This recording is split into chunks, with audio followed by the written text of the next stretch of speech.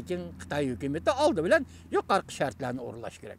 Xo'sh, Dalay Lama Lixasadan daramsalardan Lixasa qaytib kelgan bo'lsa, xo'sh, undaqda buni Hindiston Godadang Büyük Millet Partiyasining parlament a'zolari uzitib kelamdi yoki Dalay Lamaning xalqaro do'stlari, Dalay Lamani hozircha qo'llab kelgan xalqaro siyosiy tashkilotlar, kishilik huquq tashkilotlari Dalay Lamani uzitib Lixasaga elib kelamdi.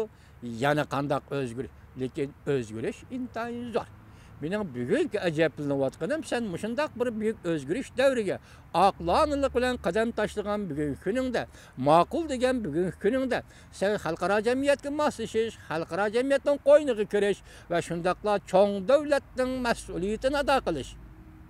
Mas'uliyatdan cho'ng davlat bo'lishni o'z oldingi ko'nglimga pukkan mushundaq paytlarda Tibet to'g'risida shundaq bir jarayon kirib ketayotganda Xinjiang to'g'risida bu maqolani mishkilan qildim. Yani asası xabar Şinjan'dan keldi. Mesela bunda Qozog'istonni misol qilibsan, Pokistonni misol qilibsan, Afg'onistonni misol qilibsan. Ay burun takrorlayotgan koni gaplar. Sen tinchlikning bayrog'ini, tinchlik bilan hal qilishning bayrog'ini ko'tarib chiqadigan bo'lsang, sen ziddiyatning asosli tarafi. Chunki sen gubernator millat. Sen tinch yo'l bilan tinchlik bilan hal qilishning bayrog'ini ko'tarib chiqadigan bo'lsang, Uyg'urlarmi qo'shiladi? Uyg'urlarmi qarshi oladi? Tibetlarmi qo'shiladi? Tibetlarmi qarshi oladi? Butun dunyo qarshi oladi.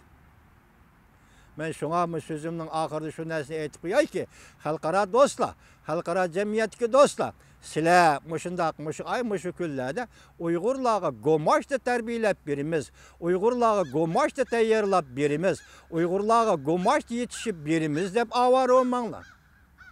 Uyg'urning beshidan issiq sovuq o'tib ketdi. Tarihi sergüzeşler intayin zor. Uygur'un tarihi bir kalem bilen, kon bilen yazıldı, bir kalem bilen köz yaş bilen yazılıp geldi bir gün geçe. Uygur halkı, 21. asırdaki Uygur halkı bundan kiyen gomaşta kabul kılmaz, gomaşta terbiyelemez, gomaşta dayanmayız. Gomaştın arkasındaki ali avtonomiya ama mesele hazır nimi biriş, nimi eliş meselesi emez. Sen hemini dep geldin, avtonomiya dep geldin, federasiya dep geldin, milletle ittifaklığı dep geldin, vatanın bir ayrılmaz kısmı dep geldin. 68 yıldan bir Uygur 5'ini içine tıkıp yaşap geldi. Ahır karşılık körüstü bizim hukukun talep kıldığın derece götürüldü. Şu derece geldi, şu devirge geldi. Uygur'un gepi kulak sep baktın mı? Uygur nimedeydi anlak baktın mı? Sen halkara cemiyetin siyasi koşlardan faydalanıp, yana bir katım Uygur'a gomaş tayyorlap, gomaş da arkalık Uygurlarını köndürmen desen, bu çot ne hata sokkan bulursan. Bu çot ne hata sokkan bulursan. Yani bunun münasebetli sözlerimizdekiler katımlar, leksiyimiz, sözlerimiz vatandaşlarım, ötkende qilib qolganlik siyosiy mushunchalik so'zildik. Endi o'zaro biz bir muhokama qilib, munozara qilishimiz, lekin shu narsani aytinglarki, shu narsaga ishoninglarki, kechiringlar. Shu narsaga ishoninglarki, Tibet hal qilinish jarayoniga kirilgan ekan, hozir jiddiy payt keldi. Uyg'ur masalasi jiddiy payt keldi. Shu narsani samingizga selib qo'yayki, hozirgacha Amerika Qo'shma Shtatlarining davlat majlisida Uyg'urlar to'g'risida qonun, siyaset karakterli kanun loyiha ma'qullanmadi.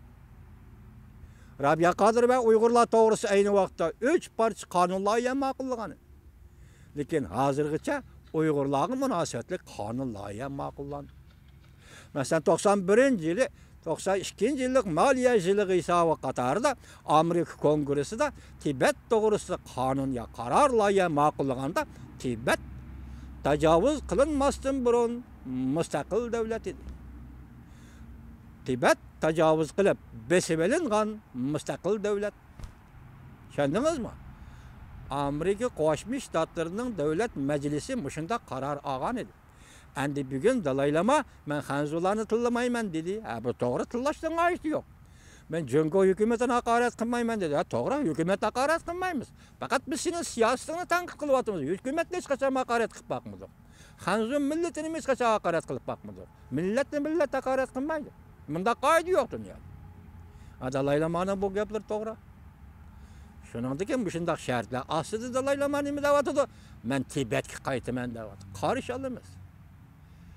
Agar Dalay Lama mush ay mush kunlarda oldimizda qo'zg'alib Tibetga tushadigan bo'lsa, bu Amerika Qo'shma Shtatlarining hozir 1 yil bo'lgan vazifaga o'ltirgan prezidenti Donald Trumpning g'alabasi bo'ladi.